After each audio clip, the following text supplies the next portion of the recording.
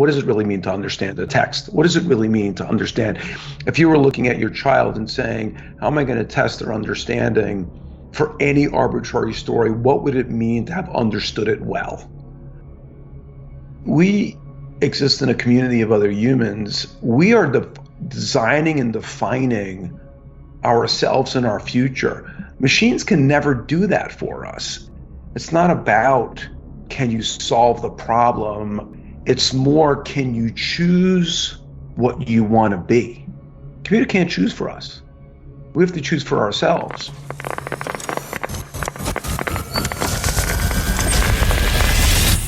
This is Brain Inspired.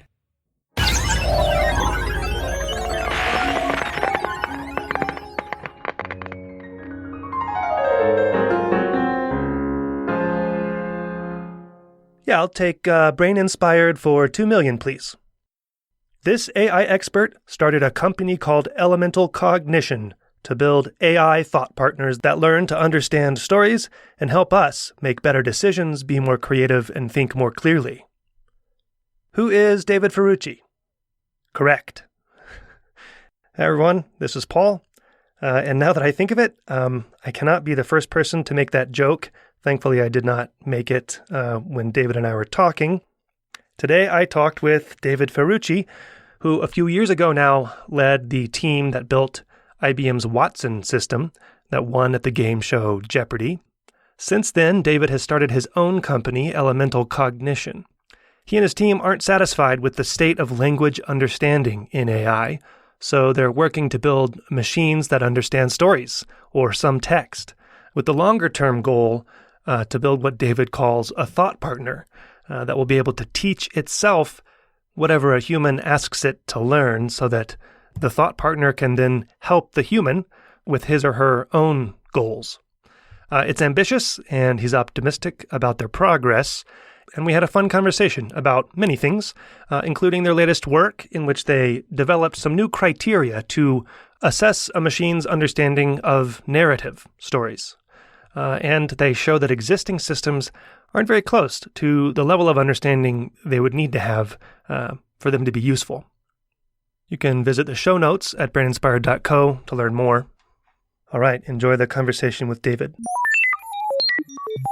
Dave, I've heard you tell stories about growing up and falling in love with programming on a computer. Is that true? And I want to ask, how did your parents make a living? Well, it is true. I did get introduced into computers fairly early on, I guess. Well, in these days, maybe it might not be considered that early. It was in high school. But in those days, considering that computers were not anywhere near as ubiquitous as they are today, it was actually quite early. It was, my dad worked in construction. He had a small construction company. My mom was a stay-at-home mom, and they were both sort of very insistent that I get a really good education and become a medical doctor. And my father would just get uneasy if I wasn't, spending every minute of the day studying. And I remember one summer, his school's out. I used to play Alice Cooper, School's Out Forever. And what year is this? When did you graduate high school? Is that I'm not going to tell you. You're going to have to too look personal? It up. Okay, I'll get the Alice Cooper release date here, and we'll figure it out. Well, it hadn't been released for some time, but It was still a favorite to play when you got out of school. And so I just want to hang out, play with my friends, and my dad's like, "What are you doing?" Right? This was high school. I think this was like sophomore or junior year, maybe in high school. What are you doing? I said, "I'm just hanging out." He says, "You got to go study." I'm not going to study. It's summer. School's out. It means you don't work on school. Yeah. And he was like, found something in the paper, and it says, "Look, there's at the local college. There's this advanced math class. Why don't you go take it? Just don't waste your summer." So anyway, I ended up going. And it was actually a computer programming class. So they were teaching basic with programming language. And most of the people taking it were older than I was. And they were looking for jobs in this whole, computer programming, which I didn't even know what it was. Most people had no idea what it was. Right. And So I started, just following along. They had computer terminals, CRTs. They didn't have, before that, they didn't even have screens much before that, but they had screens. And I started, learning how to program. And I was like, this is unbelievable. If I had a very systematic mind always, and I never liked to do anything twice. Once I figured out how to do something, I never wanted to do it again. Yeah. And so I can write down a set of instructions, and the computer will do it for me tirelessly over and over again. This is amazing. And what if I can get it to think? What if I can get it to do all the work I don't want to do?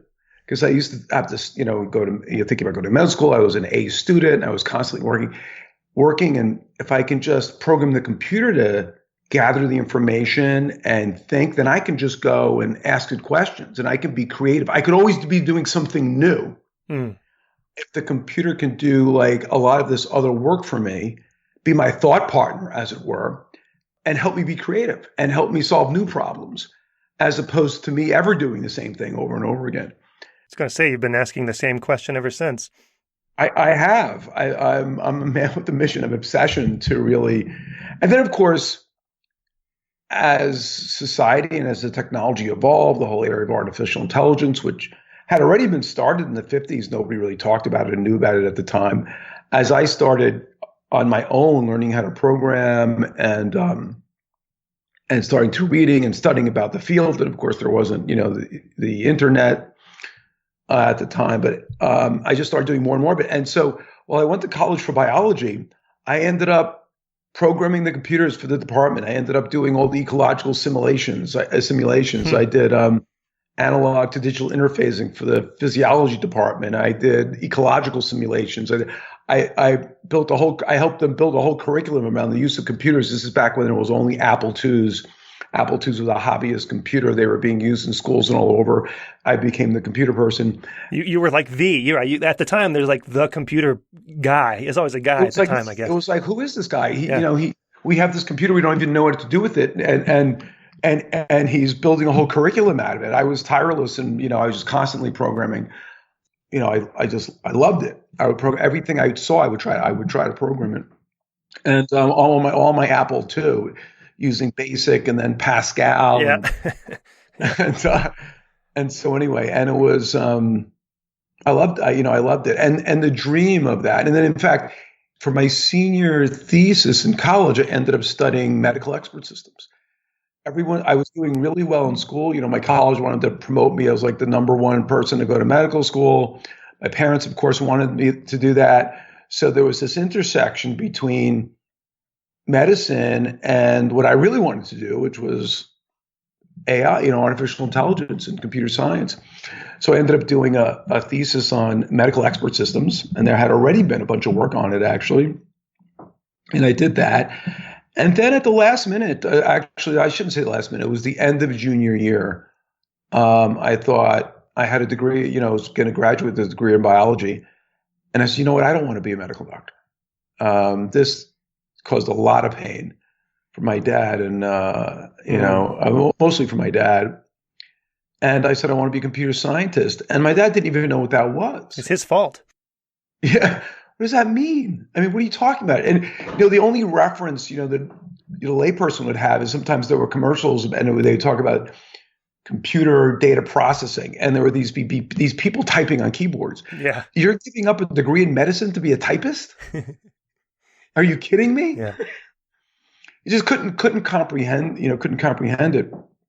I ended up getting last year. I got a minor in computer science. Ended up going to graduate school, and just sticking with AI for my whole life, and it's been great. And I'm not done yet. I mean, we're doing some really great things at Elemental Cognition, and advancing the field, and pursuing that dream. Of course, the Watson achievement was tremendous for me, but I've done so many projects in the space, and still going strong. So yeah, eventually my dad came around, many years later. He ended up having some health problems, and we were together sitting in a doctor's office, lamenting over what he had been going through, with his health problems. And he said to me, I'm so glad you didn't become a doctor. And in fact, what's interesting was I ended up getting him a computer. He ended up working at a place where he was helping them do some organization, data organizing. This was later in his life. He was like mostly retired, but doing some work. And he would come to me and say, maybe you can get the computer to help us do this. And I sat down with him, and it was remarkable because it turns out he was a natural information designer. I would like draw some sketches about how to organize the information, and he would start making comments that indicated that he intuitively understood what first, second, and third normal form were for databases. And I was like, I got to tell you, Dad, like this is this is quite remarkable. And he was a good information designer, good kind of app designer.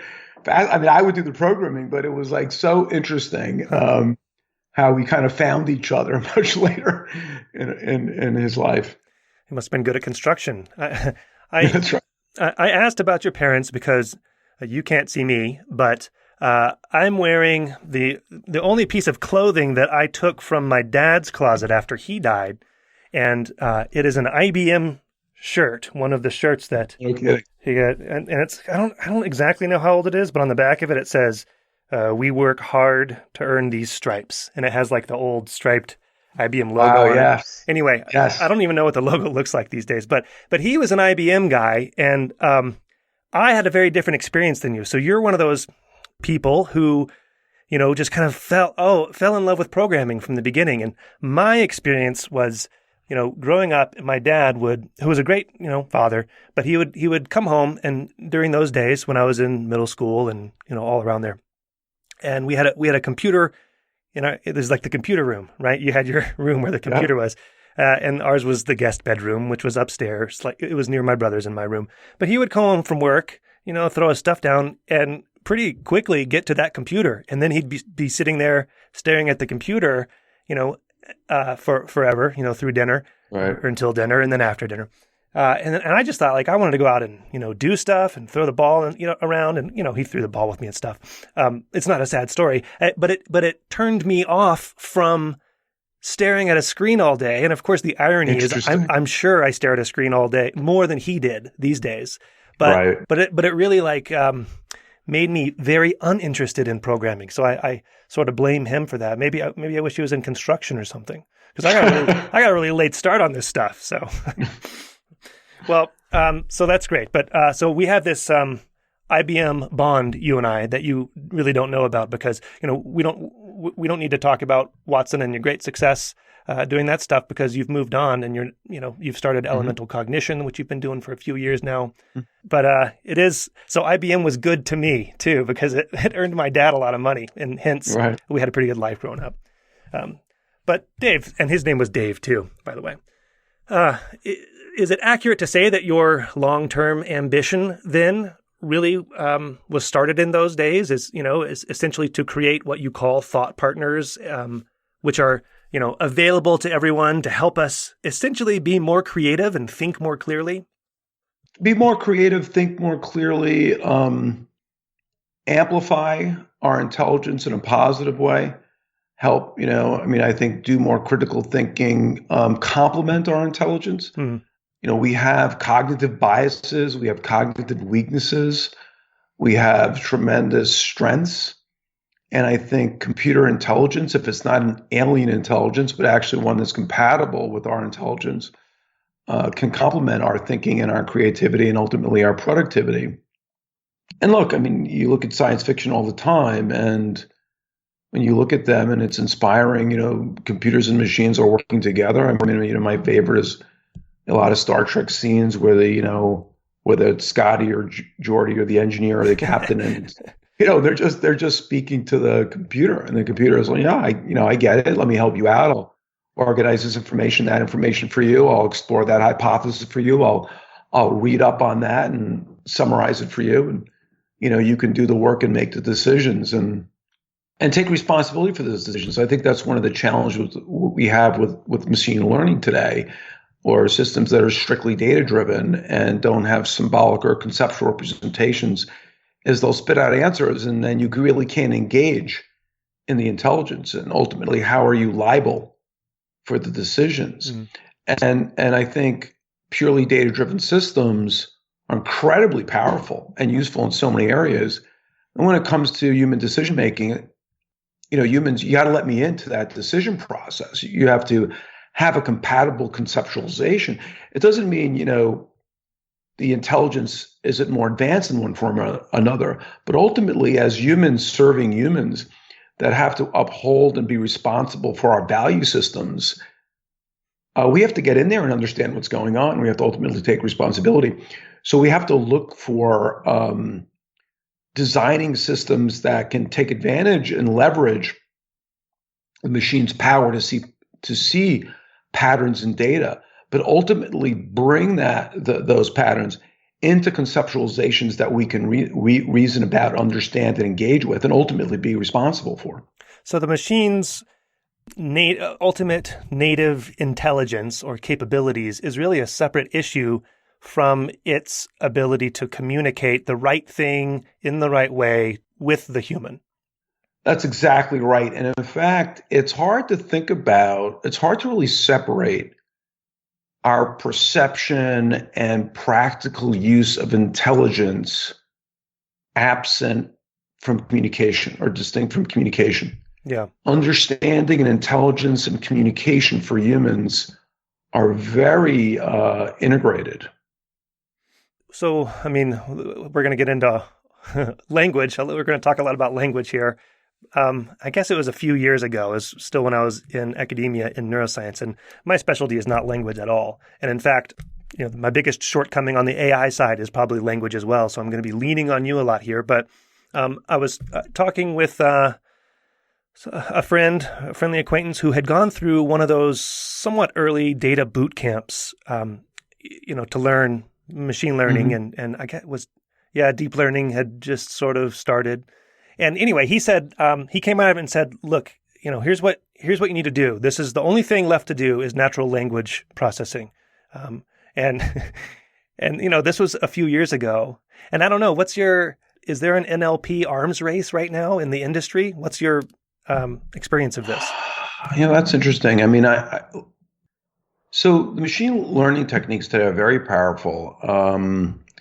And for any given problem, you can go off, and if you have enough data, you can train these systems, and they can build complex models, and probably get, for any narrow enough task, you can get machines to beat humans. I should say, for any narrow task that's well defined enough, and has the data represents the phenomenon that you ultimately want the machine to represent.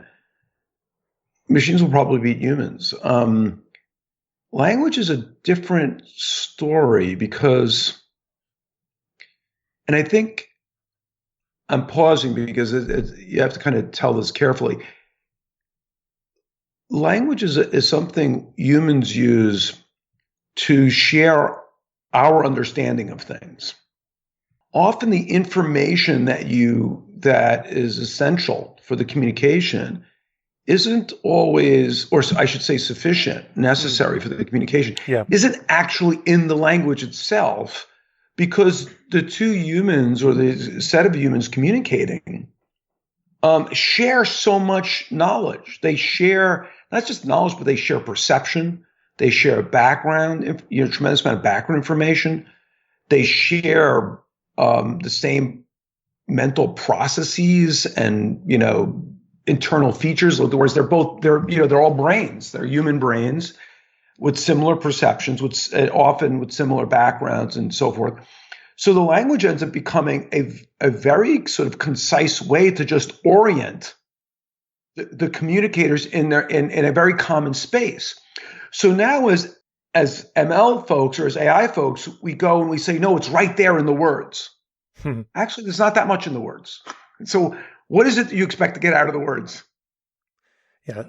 So you kind of think of it like almost a key to, so I have to produce this, translate whatever the heck is in my head, spit it out my mouth and have it land in yours to kind of unlock our shared understanding of what we actually mean. Yeah. Right. The words are almost pointers Yeah. into the shared experience we already have. In fact, the more experience, global and local, that you might have, the less work I have to do to communicate with you. Mm-hmm. Because I can just sort of put almost like an index into the database rather than the content itself. And I think as historically we've approached NLP as if the words were the content themselves. Right. When in fact they're pointers to the experiences, to the world models, the mental models that humans have evolved in their brains. I actually think, and we can revisit this later too, that we're just not very good with words. I think that we're barely symbolic. And if we were better with language, I know language is, the greatest thing and one of the things that separates us as humans from all other things, but it's like we're barely there. So I don't know. It's like we're pointing with. I agree with that too. There's the kind of the short and the long, right? The great and the terrible of language. And I think we because we're so good at understanding each other, because we end up surrounding ourselves, frankly, with other people who have similar thoughts and similar experiences, because that's a natural social thing. So we find, by and large, success in communication. But when we step back a little bit, it's actually really hard. So much time is put into, if you think about it, into communication. I mean, journalists, educators, movie makers, your job, my job. So much of our job is about some set of humans getting another set of humans to understand them. Vast majority of management, government. I mean, it's communication to get other people to understand, to overcome their biases, to be precise enough, to be clear enough, to be unambiguous enough. It is very hard. But you're interested in building a thought partner, and that thought partner needs to understand whatever it is that the language is pointing to, needs a deeper understanding of that, right? It needs to understand, and it needs to at least be able to communicate its evolving mental model and engage with you to refine it, sharpen the gap. So I think of it as almost like talking to a real, and I'm sure you've met people like this. Sometimes people have complained about me being like this. Boy, it's really hard to talk to you. Why? Well, because you pick everything I say apart. Oh, God. You challenge every single word, and it's like you're slow and you don't really understand me, and I think I'm being really obvious, and it's just really painful to talk to you. This is because I'm trying to really understand what you're saying. This may underlie many of my scuffles with my wife, There you go. Yeah. I don't want to assume anything, especially when the communication is not just small talk, but it's really important. By that, did you mean this? Like, where were you going with that? It could be that you were implying this versus that. So what do you really, and because you're building this precise mental model that you're going to make a decision over, the decision is important. And all of a sudden the communication is not that casual anymore. You don't walk away with the feeling that you communicated. Right. You want to walk away with the precision that you communicated. In fact, there was one piece of research I like quoting because we think we communicate, so smoothly and clearly with one another. Yeah. And they actually studied, like dialogue, people dialogue, because I think we use dialogue to actually understand. I don't even think we say, oh, we wrote this piece, or we wrote this document, and this is sometimes you don't know what people are getting from it until you have the back and forth. Yeah. Until you have dialogue. Dialogue is literally one of our most powerful tools for aligning and sharing understanding. Even giving a talk where you're showing pictures and speaking through the pictures and walking everyone through it, there's still something missing there. I mean, of course, there are different levels of expertise with. There's different levels, depends who's in the audience. Yep. Again, how much shared background they have. Are they used to your language? Are they used to you? Do you have a common foundation? So it's interesting because even when I remember taking an executive communication class when I was at IBM, and they were saying, 80% of your communication is nonverbal. I was like, Yeah. what? Yeah. What do you mean? Like I'm putting so much time into the words and the precision. In a 30-minute or hour talk, it's mostly going to be how are you standing, Right. your cadence, your tone, some big keywords. Anyway, it's interesting. But there was a study, and they talk about repairs. A repair being a clarification or a full correction or reformulation of what was said in the dialogue. And there's like one repair for every 36 words. Yeah. I believe it. For every 5 conversational turns, roughly about 36 words, there's one repair. And in a task-oriented dialogue where you're really trying to communicate like precisely is what you need to do, there's one repair, in every 2.5 conversational turns. So you get 20 words or so. We are constantly going back and forth to understand each other. I mean, with my children, it's basically a 0% non-repairing conversation rate. I mean, it's all repair. I just start with repairs.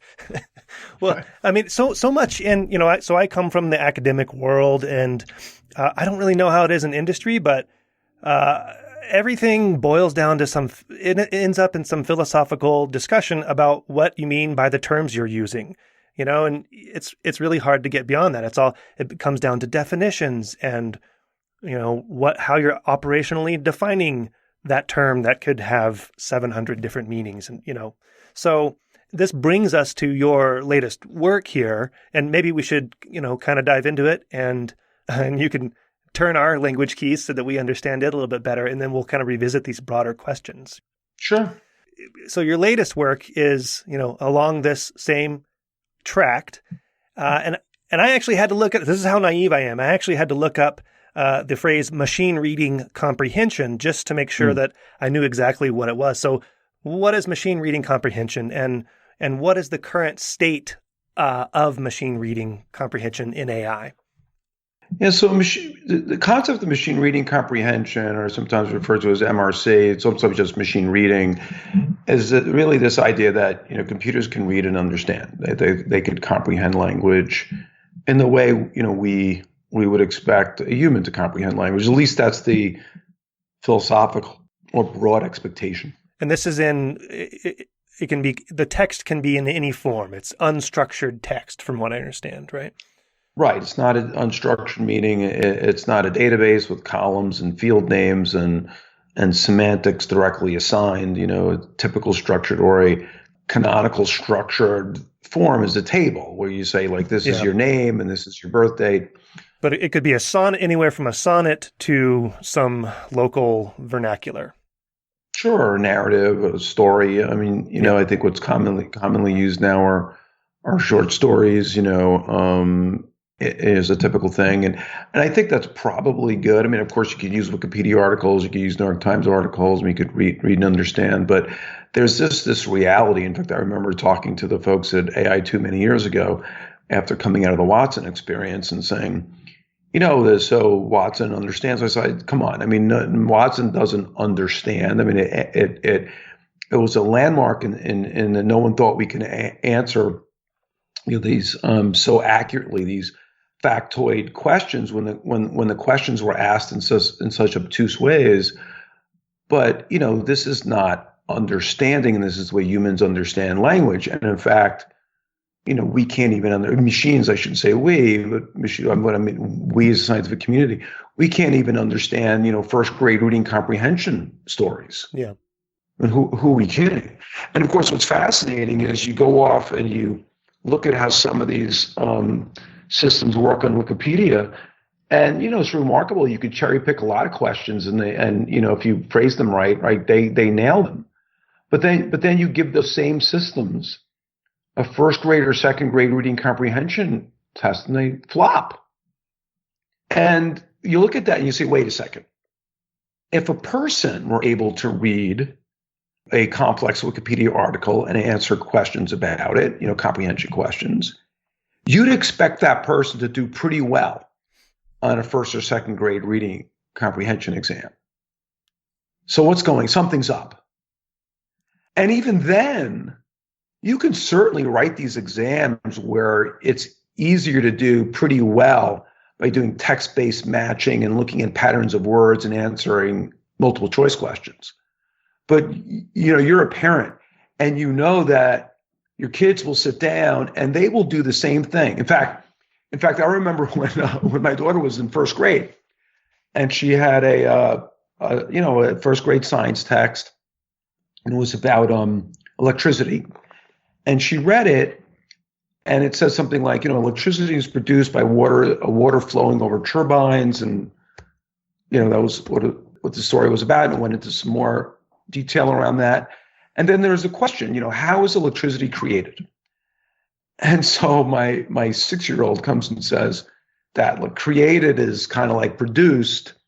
So I could match that where in the text it says electricity is produced by water flowing over turbines, but I don't know what electricity really is. I don't know what turbines are. I don't know how water flowing over turbines makes electricity. I mean, I can get an A on the test, but I don't understand this at all. Right. So that's a really poignant story, because this is essentially what's going on. They're learning patterns that exist between the surface language in the paragraphs and the surface language in the questions. So if you ask a why question, it learns that answers to why questions are probably sentences that follow a sentence that says because, yeah, this cause, and so you learn these patterns just like a lazy student who didn't actually want to understand the material and is taking guesses, right? And so how do you learn now that those machines, besides the fact that when you train them on Wikipedia, you ask the right questions, they do well, you bring them back to first grade or second grade and they do miserably on very similar questions, questions like why or where or how, and all of a sudden they're not doing well. That means the same thing's not going on. Understanding the way we think about it is really not going on. It's more like the cheaper, text matching, even though they find complex patterns very rapidly. Moreover, though, now you ask them why. Why does that answer make sense? And there's no mental model there. There's no logical model. There's just like, well, I match these words. These words frequently appear around those words, and these question words frequently appear around other words that have the same, vector representation. And it's like, what? This is not a human understanding. So machine reading comprehension, on one hand, sets this lofty goal, but then how it's practiced, how these experiments are set up, are just not ambitious enough. Isn't it, aren't there benchmarks to essentially, an MRC program is measured by how it answers questions posed to it, right? So you have the comprehension part, that's the reading and understanding, but that's measured by the questions you pose to it. I don't know how many benchmark tests, data sets, and things like that there are, but my understanding is that you're not satisfied with sort of the common operational definition of comprehension in that respect. Right. If you set them up properly, you can get at deeper understanding. But if you just look at what happens to be hard in some contexts, and you set up these tests, you realize that really not measuring understanding. Like, we're not stepping back, going to first principles and say, wait a second, what does it really mean to understand the text? What does it really mean to understand? If you were looking at your child and saying, how am I going to test their understanding for any arbitrary story, what would it mean to have understood it well? Mm-hmm. Let me not try to pick a question so much as to step back and say, what sort of model would you have built in your head? So we had this view, and again, going to some of the cognition literature and the learning literature, we sort of went back and we came up with this template of understanding, which is to kind of put a stake in the ground and say, look, this isn't so hard to appreciate. When you put yourself in that position, if your child read and your human child read and understood it, you'd expect them to do a few things. And put in simple terms, you'd expect them to say, who are the characters in the story? Like, what are the entities? What did they do? What actions did they take? Where were they relative to each other? You don't have to know geography, but like, where were they relative to each other? So their location and stuff in time. Draw me a timeline. So here's another way to think about it. Draw me a map. What's on the map? How, what are they relative? Draw me a map. But it's a causal map as well. Well, there's a couple. So we separate causal. So first, give me a spatial map. You have any idea what's going on spatially here? Who's close to who? Where's the ball? Where's the soccer? I see. Net? Yeah. Where's the schoolyard? Just give me a relativistic spatial map. Like if you understood it, you should be able to draw that. It's not perfect, but some basic facts about spatial relationships should be in there if you understood. If it's a spatial story of any kind, obviously, a timeline. What happened when? So does this happen first? It happened first. Was this happening during that? So give me a timeline. So what events occurred and in what order? What caused what? People took actions, things happened. Did they cause other states or things to change? And what motivated the people to take the actions that they did, or the agents to take the actions that they did? Why? So you have the causal view, the temporal view, the timelines, the map, and why did the characters do what they did, or the agents do what they did? And if we step back and try to be honest with ourselves, that's the most basic level of understanding. Did you say, no, you didn't really understand yet if you don't kind of know who did what, why, and where and when? Yeah, it's almost like a, reducing the dimensions of the story into its principal components, right? and figuring out what those components are.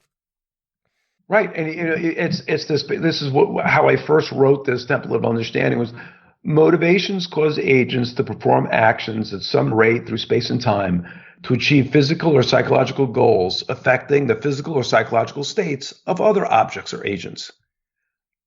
I mean, if you can instantiate that thing for any given story, you have a basic understanding.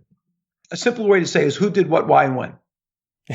Yeah, you can't boil it down too simply because there's a lot of complexity in narrative, and there ends up being a tremendous amount of complexity to actually do that, and so therein lies the rub, right? So when we look at we did these great experiments where you take the current state of the art and a Wikipedia article. We have this one article and all about the production of minting various kinds of coins. And you ask the system, it's like a long, multi-page article. Where were the cents produced? And the system goes, oh, the United States Bureau of Mint. And it's this big article, and you're like, oh, that's brilliant. You go to the first grade story about, Fernando and Zoe buying a couple of plants and putting it in their home, and say, where did Fernando and Zoe buy the mint plants? Completely wrong. Not even close. And the examples, go on and on and on about this. And again, that's not even kind of the main point of getting any particular question right or wrong. It's really stepping back and admitting the systems aren't doing that. They're not understanding that, and they can't communicate that back to us. I've seen you demonstrate some technology. I guess it's not this latest instantiation. That's basically a question answering system. I think you do it through a password protected part of the Elemental Cognition website, maybe. Unless that demo is available. I don't even know. Is it available for people to play with? I don't think we have it. I think there are different points in time where we made it available. I don't think it's available right now, but yeah, I think I know what you're talking about, right? I mean, that's kind of our principal demo that demonstrates this notion of natural learning where the machine tries to read a story. It knows that it has to instantiate this template of understanding. It's got to go through this and say, okay, who are the characters? What are they doing? When are they doing it? What happens? When these things happen, what effects do they have? And it actually tries to build out that whole structure and realize all the entailments of that structure. And it tries to build that and knows where there are gaps. It knows that it can't answer it well, or it can't answer it confidently, or it can't answer it in a way that makes logical sense, that's consistent. So it starts interacting with the user to help it. So I think this is what's going on, but I'm having this trouble or that trouble. Can you help me out? Can you confirm it? If I'm not right, what am I missing? can you help teach me? Almost like you would with your kid. With your child, like your child says, I think this is what's going on, but I don't really know why. Why would people do this? So I guess you scoured the literature and put together what you found to be a good template of understanding. And it's not, the actual technology is not that clear to me. I know that it's not all deep learning, of course, and that there's a lot more than deep learning. We do a lot of deep learning, but I think of it as a hybrid architecture. So we want to squeeze as much juice as we can, if you will, out of the linguistic structure itself. And this is where, encoder-decoder language models are very effective. It's interesting because I think the way we ended up modeling this in our implementation, I think, may be very reflective of how humans use kind of these two sides of their brain. Because I think humans definitely it's kind of like Kahneman's think fast, think slow. I mean, I think we're actually language model. I mean, we're statistical language models, but we're also deductive reasoners. We're both. And you could see that in how we behave with language. In fact, I'm sure you know someone who could string together a beautiful set of words, sounds really great. And then when you probe them on the logic, it's completely broken. I mean, that's a great, generative language model right there. Yeah. Then you also find people who can think carefully and clearly, but can't put the words together. Yeah, you're basically describing different sorts of aphasias. Right. So it's so interesting because I think there's these different things that go on. There's the formulation of the model in your head. There's like the experience where you can put together with it an intuitive model that can get translated into language almost statistically. We are tremendous at that.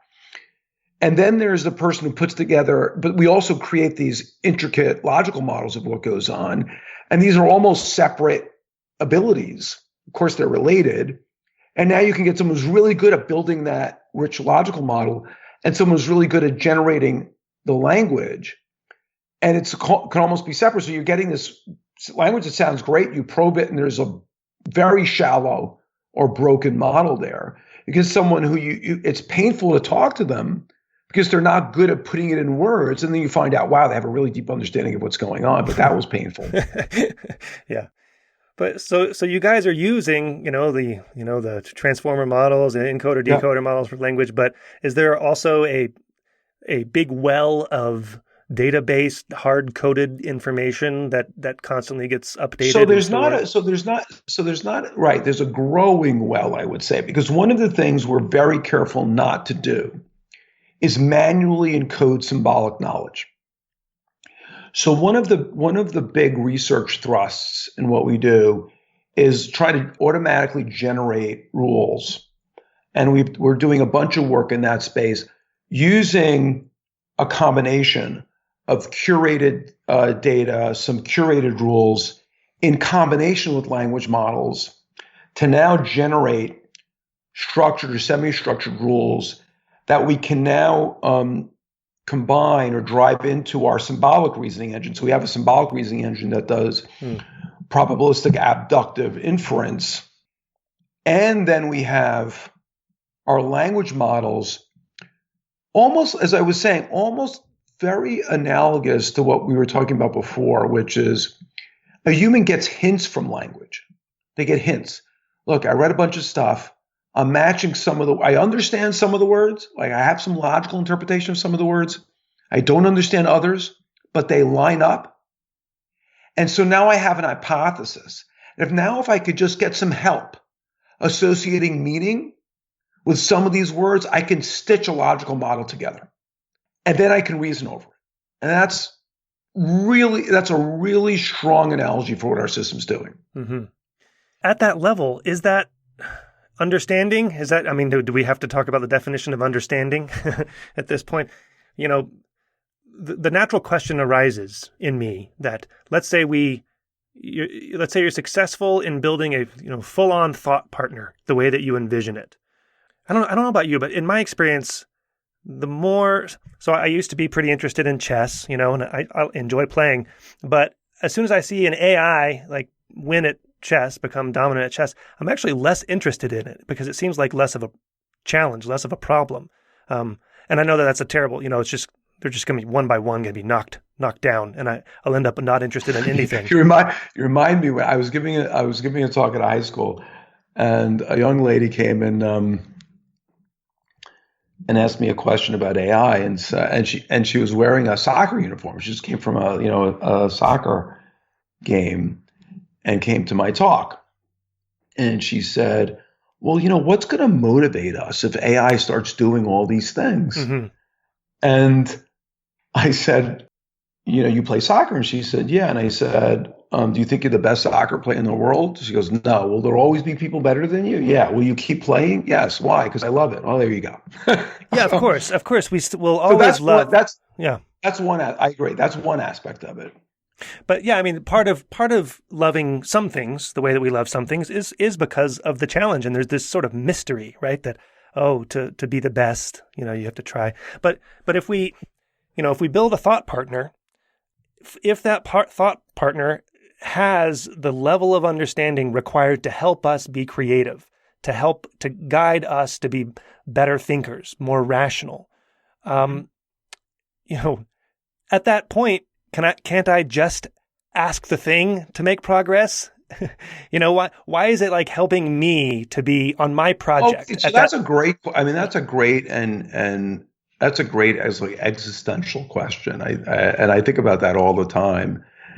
And I think what it comes down to is, and I've been thinking about this for years, is I think AI really does force us to wrestle with some of, if we're willing to think about it enough, forces us to wrestle with some of these existential questions.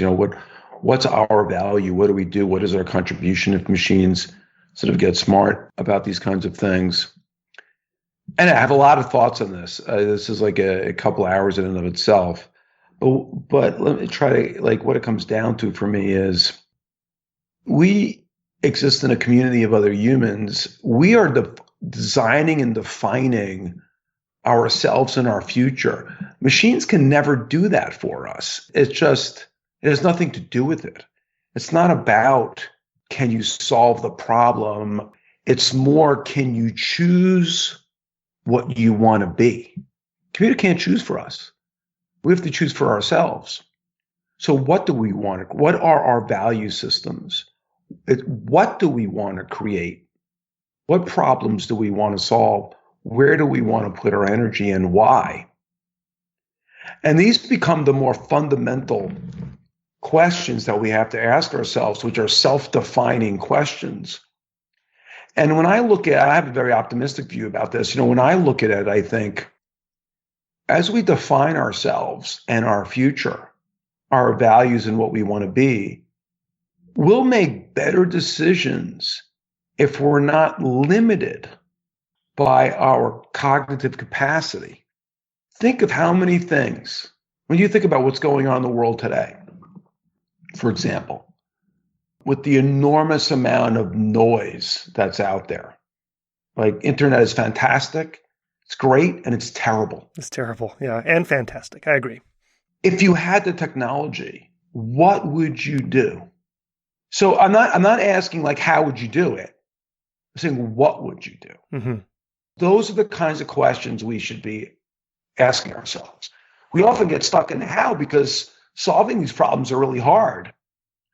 But what would we do if the technology, was there? But what do you envision? Do you envision you're sitting in your at your in an armchair with some of your homemade wine, which we don't need to get into, but you're thinking hard, and you have your thought partner, and you want the thought partner to go. Presumably, you're working on a project, or you have some direction that you're. I'll give you an example. Let's follow through with the internet one. Oh my God! I've read 3 articles on this thing. They seem to be completely contradictory to me. I don't know what's going on. Can you read 1,000 articles on this topic? Oh yeah. Okay. And summarize this for me and compare and contrast? Tell me what's likely true and what's likely isn't, and give me the evidence supporting each thing and organize it so I can make sense out of this stuff. So that you can then do what? I make a decision. But at that point, it's a small step to say that the system that you've made is actually much better informed than you are. And I'm not trying to push you on this. I'm just trying to understand what the difference is. So at that point where they bring back all the information to you and you think, okay, now I can make the decision based on what I want to do, why wouldn't you ask the computer what the best decision is at that point? Because that's not how it works, right? And here's what I mean. Let's take kind of a corporate environment, for example, where I'm given a responsibility and I have a bunch of people working for me. Yeah. And I need to get educated, and I need to get educated quickly. I need to know the pros and the cons and everything else. I need to have some deep understanding, second and third order implications. And I get a staff together and I say, please study this for me and put this stuff together. And in the end, I hear it, hopefully it's communicated effectively to me. This is no easy job, by the way, and depending on how complex the topic is. And then in the end, I have to be responsible for the decision, not the people who gathered and sorted and understood and organized and summarized the information for me. Mm-hmm. I have to make a call, and that call is my responsibility. And now I have to consider, what are my company's values? What are my company's goals? How am I liable? How am I responsible for this decision, and what does it mean for me? And very often that's about making a conscious and willful choice about how things should happen, and for me, and my company and my team. And you could that's a small example. You could take that at a macro level. Where are humans taking their society? Where are they taking their values? Where are they taking their policies? Or for a family, same thing. We have to make calls. The experience you probably heard some of my talks I had with my dad. I mean, I have all the doctors and all the nurses and all the residents telling me, here's the information we have. We say, pull the plug. Well, he had a do not resuscitate order, correct? Yeah. They asked me to sign a do not resuscitate. Yeah. And I wouldn't do it. Yeah. And I said, just give me the information. And they're like, you don't understand. He's brain dead. And I said, look, I get to make the call. Then I'm making the call, and I want you to give me the information, and I want you to tell me what's likely to happen here, what's likely to happen there, and then I'm going to make the call. And I had my mom was saying you're going to end up in a situation with the vegetable. My sister was saying you've got to trust these people and all these kinds of stuff. And I said, look, in the end, my mother and father are divorced, even though my father was there. I said, this is my decision. And I have to do something. I have to shape my own future here, and I got to gather the information. I got to make the call, and I have to live with the consequences. This particular story has a happy ending, which we should share, by the way. Yes, it did. I went through that with the doctors, and they were actually quite frustrated that I wouldn't sign it. And they actually made me make then all the intermediate decisions about what drugs to give him and whether or not to ship him to another hospital.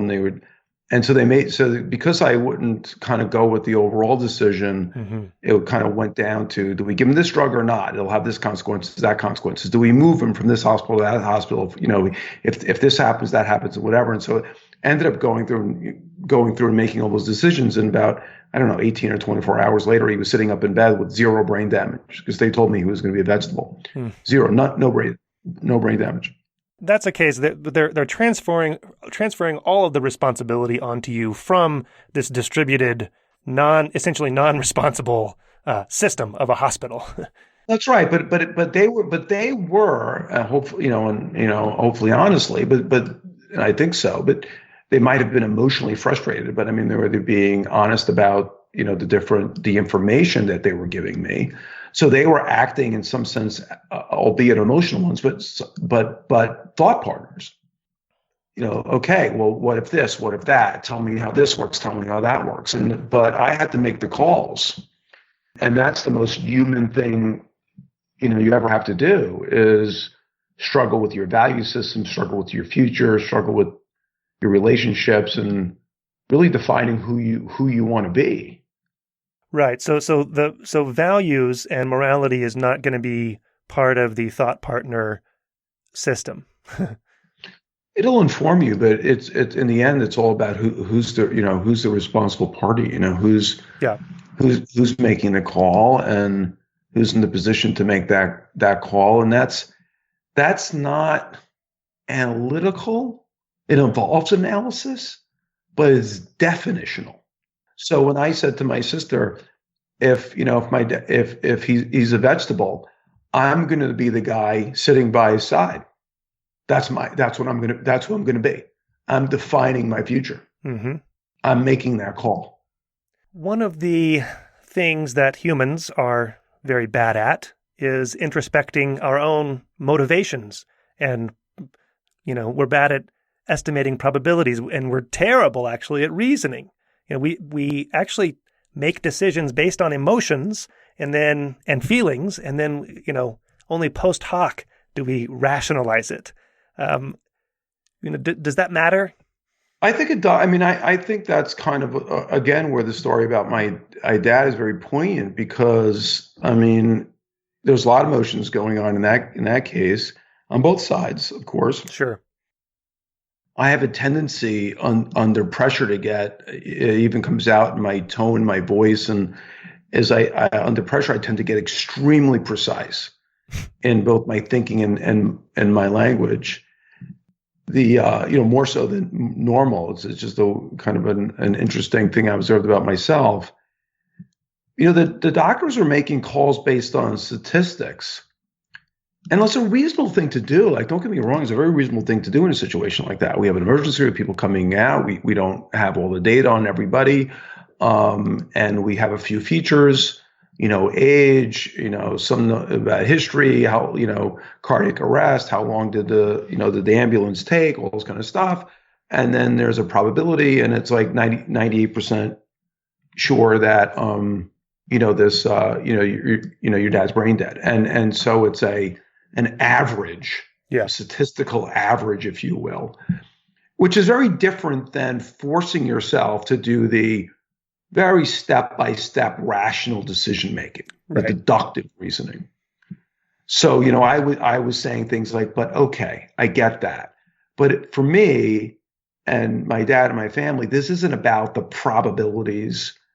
It happened in a hospital. Not in a hospital, it happened in a restaurant. 200 people in there, whatever, a few of them would have survived given those odds. How do you know he's not one of them? So let's go through this. So then I go to where's the deductive evidence that he's brain dead? Well, his pupils were dilated, the guy said. And I said, okay, I'm just going down a logical flowchart. Are there other reasons why his pupils might be dilated? And there's like a 15-second pause. Well, we do give him a drug that can dilate his pupils. Yeah, that's crazy. We went into the ambulance. Okay, let's move on. Where's the deductive evidence, right? The actual cause and effect evidence. I'm not going to make a call like this. A 98% chance, I'm just not. Right? Because 98 sounds like a lot to all of us. But, there's like 3 or 4 people in that restaurant who would have survived it. How do you know he wasn't one of them? So in that case, a thought partner, like a machine that you made, would not have made the mistake of forgetting about the drug delivered in the ambulance that could lead to the dilated pupils, correct? And that's right. And the list goes on about how to just, right? What the thought partner would do is say, look, here's some correlative evidence, and let's try to build the logical flowchart. What is all the evidence? Where does it lead us to? Do you have direct evidence, cause and effect evidence? No, you don't. You only have some correlative evidence. Here's the probability in that evidence, right? And understood enough about how to reason your way through this so you can make a better decision. And to do that sort of calmly and efficiently with no ego. Yeah. Until you build ego in, my friend. Yeah. I mean, it's easy to slip into the dystopian, when they become conscious and have values and personalities, and so we should be clear that this is not what you're describing. No, not at all. In fact, it's like when you know how these things are programmed. I mean, there's no chance of any consciousness emerging out of this thing. it's information processing, but it's being done in a more advanced way, in a way that can translate it to acquire the knowledge more fluently, more efficiently, I should say, and can deliver it more fluently, and in ways that we can understand and use to make explicit decisions and evidenced, rationalized decisions. So this whole thing is based on language. It goes through language, and we've already talked about language being a pointer and opening up shared understanding. Can you envision a scenario where the rationale for, so you have a thought partner, it comes to you with this information, and it can explain to you the rationale, how it came to that decision. Can you envision how it came to that conclusion? Can you envision a situation where language just isn't good enough to convey that rationale? So absolutely. In fact, just as it's a good question, because we talk about language so much, and often I think of language essentially as a means of communicating. We have words, but then we just have language, which is this. Yeah. You could have a pictorial diagrammatic language. Yeah. All kinds of languages, and some, depending on the information, are much more efficient than others. So timeline is a great example. I mean, tell me what happened when, and it's like there could be a lot of events and they're overlapping, and some, and you have partial information about when one started and when ended and what happened during what, and all this kind of stuff. So just show me the timeline. Just show me the timeline. A map is another great example, enumerating all the spatial relationships between every item in the map. So it's very difficult, but if you ask it a question about the map, it could answer it efficiently. If you want to get a holistic view, you just show the map. You don't list out every spatial relationship. You don't list out every temporal relationship in language. And these are just a couple of examples. But when you have relationships between different variables, and you draw a graph. So we know as humans the different ways that are effective in communicating different kinds of knowledge. And I think a system like this ultimately has to make use of that, because it's about efficient and effective communication that reflects the shared understanding. It isn't necessarily about words. The words are important in a couple of ways. A lot of our knowledge, the way we think and the way we communicate and the way we acquire knowledge is through language. So language is just the medium through which we express so much of what we think and we understand. And so it's a way to get information into the system. If it could read, and it could read effectively, it could acquire information quicker. If it could interact with humans and extract information from humans in ways that they're fluent in and are happy to do, then we can more efficiently acquire information. That's one reason language is important, is on the input. And the other way language is important is, in fact, on the output, answering questions, through language, dialoguing through language. But that certainly doesn't limit the other forms in which you might try to communicate. How far along are we to realizing your thought partner goal? Or how far along are you? It's hard. We've made a lot of progress. I'm happy with our progress, but it's clearly a challenging problem. We're at a point where we have an architecture we talked about earlier, a hybrid architecture that both has dialogue. It exploits these powerful language models.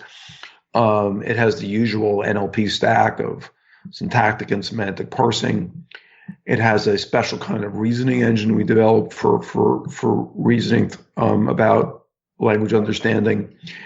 And these are, and we're assembling this and putting this together and starting to see how it works. But there's a long road. We don't even know what we don't know yet. Mm-hmm. The different components that we put together are probably, and we're experimenting with this now, useful for other things, just improving general NLP tasks, improving knowledge acquisition tasks, improving the way we train and teach computers. So we're optimistic that a lot of the components that we've been working on to assemble this system are sort of independently useful and can have business impact. But the thought partnership vision it's a ways off. It's a challenging thing. And I think one of the things you have to always keep in mind to set your expectations clearly is how difficult it is for humans themselves, I think, to communicate effectively. I don't know who you're talking to, buddy, but yeah. No, I know. I can't barely string together coherent thoughts myself. So there's a long way to go. Is that what you want on your tombstone, or do you want Watson on your tombstone, or both? No, I mean, I think that I think that you're pushing me on this, but it's good. I think that will we get there in my lifetime? My hope is that we will make very significant amount of progress in the next, I would say, 5 to 6 years, assuming, we continue to get the sort of investment we need, where people will look at the work that we've done in elemental cognition and say, this approach this will get us there. Mm-hmm. And we start to see it have impact on business and science and other technical directions around this. And we'll say that, this is a promising approach. I really would love to start, we do a lot of work with reading comprehension. I think in less time, we will start to see tools that will interact with children, to do reading comprehension, to both help them think critically, understand, and read, while learning, from the child, learning how to dialogue, learning the essential background knowledge necessary, building that knowledge base while helping them read, helping them think, helping them develop that basic understanding. So I that's a really fun and exciting project for us, because we're adding value in a fun way in the educational space while exercising and developing this system. We call this natural learning system that's learning how to read more effectively, and then using that reading to learn how to grow its understanding over time. But I don't know any other way. I don't know how not to work on this. I mean, there's no way there's a future. There's no way there's a future where the machines aren't doing this. This is just an unacceptable future to me. Right. Although that's a pretty good tombstone to have. David Ferrucci taught your child to read. That's not bad, and learn to read on its own. Right. We'll get there. I think we're going to get there. Yeah. I'm just curious from the AI perspective. If there's anything that you would like to see coming out of neuroscience that you think would actually be a benefit to you, because I know that you do pay attention and to cognitive processes and the literature, but it's not your main focus when you're developing these things, if I'm not mistaken. Yeah, it's not our main focus. So we think about how people learn. We think about how they think, but at a more abstract level, we sort of care less about how the brain literally does it. So is it fair to say you care more about the psychology level of understanding it? Maybe. Yeah.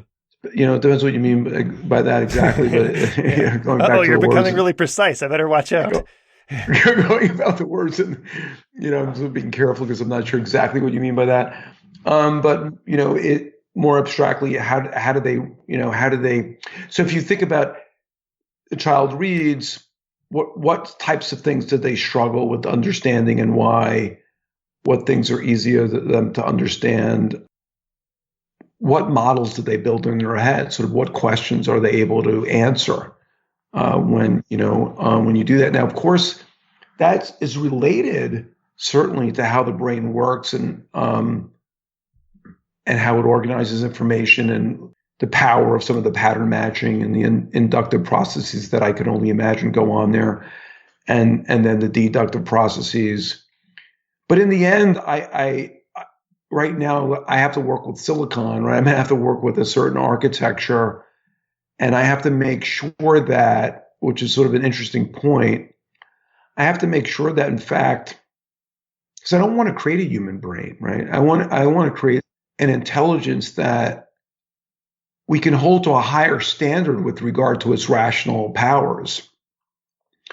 So it strikes a different balance between, I love the Kahneman think fast, think slow. Like it's like our brains are very powerful inductive machines, and induction is sort of by nature prejudice. It's by nature, I'm gonna spit back what my particular experience and the data has taught me. We often choose to rise above that and say, it doesn't matter what the patterns I experienced were. I need to deal with this individual right in front of me. Very similar in my father's case. We have this average statistic we've observed, but now I have to deal with the particulars of the person in front of me and make the right call. Now I have to get into the kind of slower, rational reasoning approach. The inductive, sort of, essentially prejudicial, fundamentally biased to the data that you experience is faster. And if it's very effective as well, can be very effective. It can be very effective in the general case. Yeah. And so we've evolved that way. And it's a little bit harder for us to do the more formal thinking. Of course, the more formal thinking is the foundation for science. It's the very foundation of it, is to lay out all the evidence and produce a deductive argument and presentation and communication around that, and proof, if you will. Although that always starts with a guess. Starts with you're back right. That's awesome, because you're right back to kind of how we think about EC's Elemental Cognition's architecture. Is we too will start with a guess, but then we will fit it into a framework.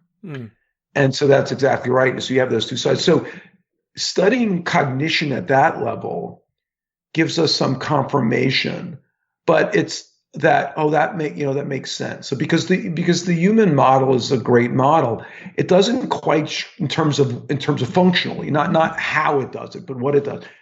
It's a great model because we're effective. But I would with our system, I would strike a different balance in the sense that hold it to a higher standard for rational thinking. So I think that's where we often fall. We while it's fast and got us to survive, it's not always the best, especially when we get into making decisions, justifying and evidencing those decisions, advancing science. Then we really want that combination, and we want to figure out how to use those two things effectively. So it's in that way that we think about cognition. It's not in the wetware. How would the neurons do it? Would you, so this is a terrible question, I realize, but if it were decreed and it was absolutely certain that we could not, let's say, make AGI in silicon, that it actually took brain tissue, would you still work toward developing a thought partner? Yeah, so that's a great question too, because I think that's a different kind of intelligence that you would get to. But anyway, so there's a couple of ways to kind of think about that question. One is, I think if you think about artificial general intelligence, or if you think human, I want to create a human, or at least I want to create an artificial intelligence that has an easier time understanding the world the way humans do. There's definitely an issue. There's definitely a question around that, and we've thought about that. Which is, our brain generates a lot of internal features. They are not available externally. We talked about this before. This is why language is actually secondary. What primary is that we've built very similar models, and then we've learned to use language to kind of communicate and orient ourselves around that, so that we can interoperate together, and we can communicate effectively with each other. But one of the reasons we can do that is because we both have sort of similar brains. We generate a lot of the same internal features, whether they're psychological or emotional, or we generate very similar patterns in response to the same input, reasoning patterns, as well as sort of emotional responses. These features are not external features. These are generated by our wetware, by our brains as machines generate these internal features. And they're compatible because your brain generates them, my brain generates them. This is a big part of understanding, is figuring that out. Or generating those similar things. So now that you ask yourself the question, well, gee, it's going to be really hard to get at some of those things if you don't actually have the wetware the machine that generates those things internally? Mm-hmm. It's a good question. I don't know the answer to that. In some sense, I'd like to imagine that you can design a machine that is almost actually it's better off to be distant from those internal features. Yeah. At the same time, it may be very hard to develop a shared understanding without them. And sometimes I think rather than any, like we do obviously statistical language stuff, and then we do symbolic reasoning, and we combine these things. But if you wanted to create an AGI that was strictly a neural driven AGI, you'd probably need to generate all those internal features. Right? You would probably, if you really wanted to get AGI vis-a-vis that, I think it's actually hard to do without bringing in the rest of the machine. The rest of what I mean by the machine in this case is the human. Bringing in all the other pieces, all those internal features and those perceptions, and then you're off on this really weird path where now are you just kind of create another human? Do we really want another human? Too many. There are too many already. Damn it. Well, I mean, it's anyway. Those are all interesting questions. Like I don't dismiss that stuff. I think that's very interesting, and I think there are legitimate and important questions there when we think about AI more broadly. It's not the particular approach I'm taking, but I recognize that it's a significant part of the overall study. Has your conception of intelligence changed over the years, or have you had pretty much the same directional arrow? Oh, it's certainly changed. I think that probably as I understood more and more about machine learning and how that works, it's definitely changed. I think that it's not as much. This is a hard thing to say but it's not as much of a mystery in the following sense. I think you can sort of imagine how it arose. The basic fundamental architecture has never. I'm not saying it's anywhere near entirely clear, but it's never been clearer. And in some ways, it's been diminished a bit. What? I'm sorry. What is the it?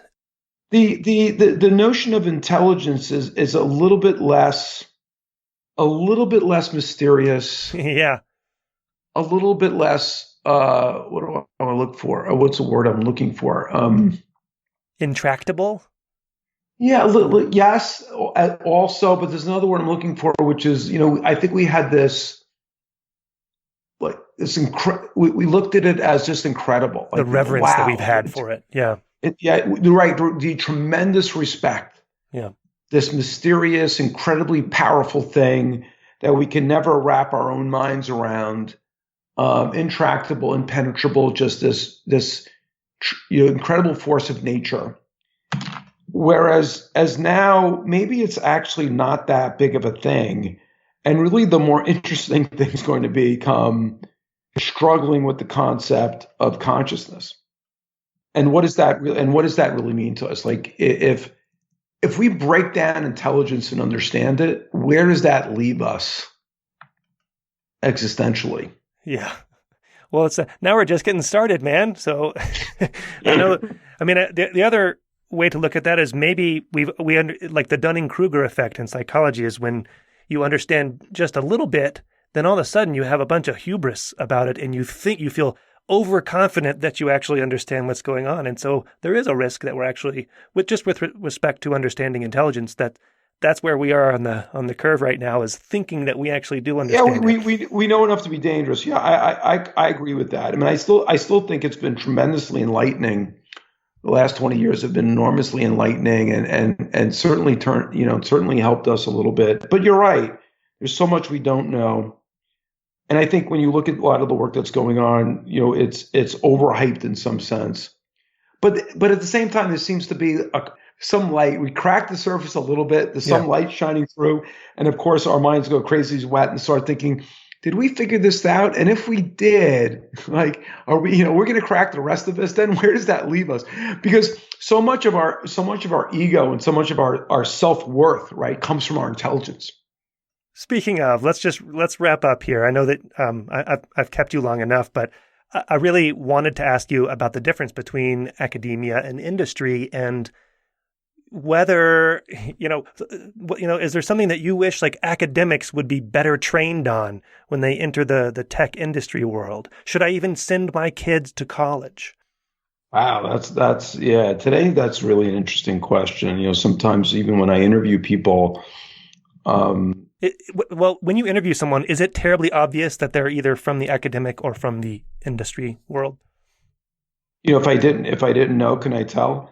Yeah, sometimes. Yes, actually, sometimes. I mean, I think people can come from the academic world that have a more practical view of what they're doing and why they're doing it. Yeah. And some are very, very driven. It's really more of an incentive. It's really more of an incentive. You see it in their incentives.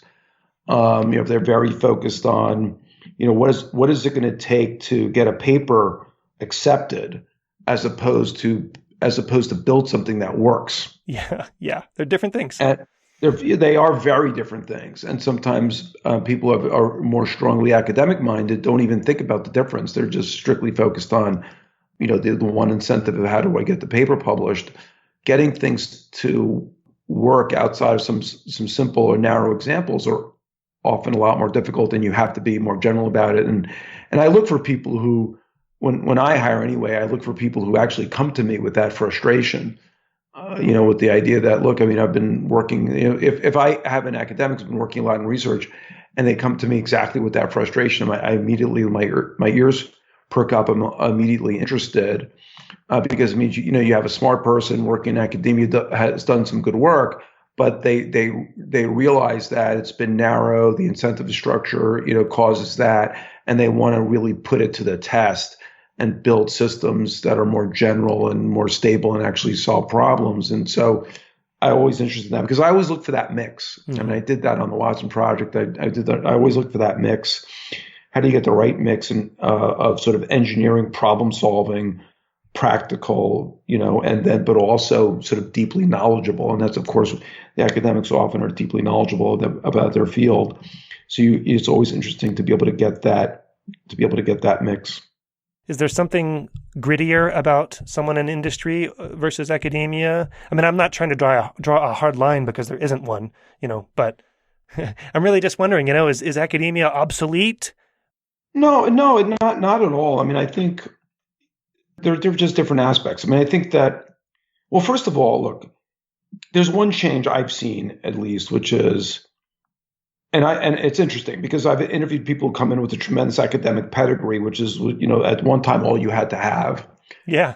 And now if you give me someone with a great academic pedigree, and then that goes up against someone else who comes in and says, I built this. Here's the robot I built. Yeah. Here's why and how, and I got this thing to work, and here's how I did it. And they represent their knowledge and the depth of their understanding through building an actual thing. Yeah, I mean, that wins hands down. Sure. Yeah. For me, I don't really care what school they went to anymore. And there are some people who are so motivated, they and so good that they come in with that, and they have the whole balance, right? They have the knowledge, they have the skill, they have the practical sort of hands-on problem-solving perspective. Those are a really powerful thing. And then all of a sudden, the pedigree just doesn't matter that much. At the same time, people who have spent good time in academia can come in with a wealth of knowledge that is absolutely critical to what you need to solve a problem. So it's really sort of how do you create the right diverse set of skills and talents and perspectives to be successful. It's always tricky. Yeah. Well, Dave, so people can go learn more about what you're doing at elementalcognition.com. And of course, I'll link to the paper that we talked about in the show notes.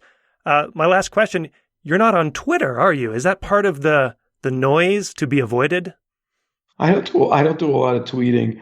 Look, I'm sort of a heads down, kind of person. And Elemental Cognition is sort of a heads down kind of company. I mean, we feel good when we make progress solving the problem. And I think if we get a point where we have something we really want to share or say, we'll do that. So we're not driven by like keeping the buzz going. At the same time, we want people to know about what we do. We want people to know about our mission, but it's not the big driving force. Yeah. Well, I think it's probably wise on your part to lay off the Twitter. Not that we need to perseverate on that. But anyway, I really appreciate you spending so much time with me, and I wish you luck moving forward. And I can't wait to see the next steps in the thought partner trajectory. Thank you. It was a real pleasure. I really enjoyed the conversation. You're very easy to talk to. It was fun.